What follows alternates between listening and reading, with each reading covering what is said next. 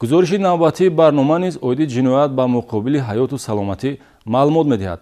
ҷавонзани 30 сола сокини ноҳияи Бобоҷон Ғафуров баъди таваллуд тифли ғайриинтизорро то дами марг ба ҳоли худ гузошта, баъдан ӯро ба партовгоҳ партофтааст. дар доираи чорабиниҳои оперативии ҷустуҷӯӣ кирдори ҷиноятӣ ошкор ва нисбати модари фарзандбезор бо моддаи 105 кодекси ҷиноятӣ парвандаи ҷиноятӣ оғоз карда шуд.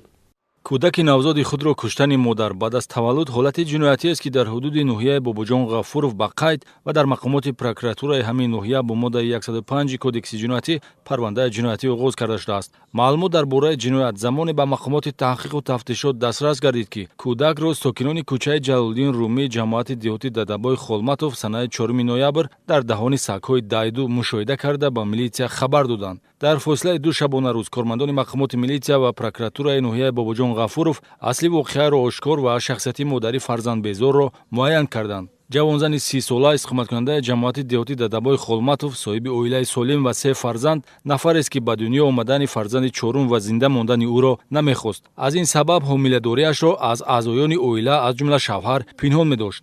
санаи 1 ноябр тахминан соати 4:30 вақту соати фаро расидани дарди зоиши кӯдак аст. таваллуд бо ҳаракатҳои қасдона ҷараён мегирад. аз рӯи нишондоди гумонбаршуда ӯ ки марги тифлро мехост, дар болои зинапояи даромадгоҳи хона бо мақсаде ки кӯдак баъди таваллуд шудан афтида аз ҳаёт маҳрум шавад, кӯдаки ҷинсаш мард дар ҳолати балоғати ҷанин ва қобилияти зистан доштаро зинда таваллуд кардааст, ки пас аз таваллуд кӯдак аз баландии болои зинапояи бетонӣ афтида сараш ба бетон бархӯрда ҷароҳат мебардорад ва чанд муддат гирия карда аз беаҳамиятии модар баъди 20 дақиқа дар рӯи замин хобидан ба ҳалокат мерасад.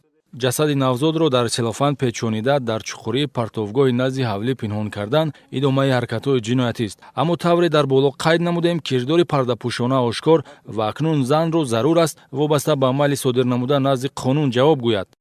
вобаста ба ҳолати мазкур нисбати гумонбаршуда парвандаи ҷиноятӣ бо моддаи 105 кодекси ҷиноятии ҷумҳурии Тоҷикистон оғоз гардида, бинобар дар тарбияш доштани 3 фарзанди хурдсол нисбаташ чораи пешгирии ғайриҳабсӣ татбиқ карда шуда, айни ҳол тафтиши пешакии парвандаи ҷиноятӣ идома дорад.